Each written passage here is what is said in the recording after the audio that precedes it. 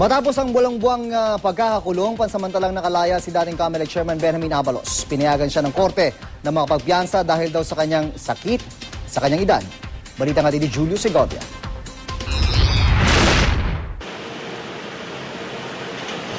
Matapos pagbigyan ng korte ang bail petition at makapaglagak ng 1 milyong pisong piyansa, isa-isa nang ikinarga sa sasakyan ang mga gamit ni dating COMELEC Chairman Benjamin Abalos mula sa loob ng kanyang piitan. At matapos ang 8 buwang pagkakakulong sa Southern Police District Detention Cell, pansamantala nang nakalaya si Abalos. Mga batang nakatira sa loob ng SPD compound ang agad niyang nilapitan. Sila ang mga taong sila ang mga taong nagbibigay sa akin ng comfort. Halika nga, Baby Jane. Hindi ko umiyak, Baby Jane. Hindi ko umiyak, Baby Jane. Pagka meron akong tiyempo, nakikipag-breakfast ako sa kanila. Ha? Masyado ka kaiyak, Baby Jane. Mabalik ko lang kami rito. Layaman, inisyohan pa rin si Abalos ng whole departure order ng korte. Sabay paglilinaw na hindi nangangahulugang mababasura ng electoral sabotage case laban kay Abalos.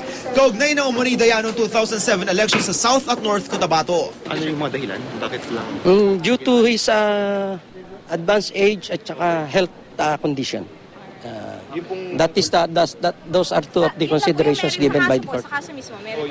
Wala namang inaano pa kasi ito naman for bail purposes lang. Wala pa yung merits. Guilt is not yet established. Pero iba ang basa ni Abalos sa desisyon. Ang capital offense only becomes bailable, number one, kung walang ebidensya o mahinang ebidensya laban sa iyo.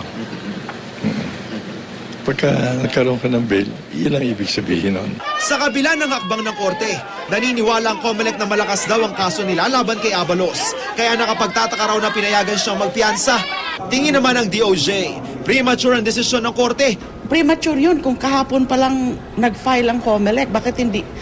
He was able to read and study the memorandum overnight and then come up with the resolution overnight.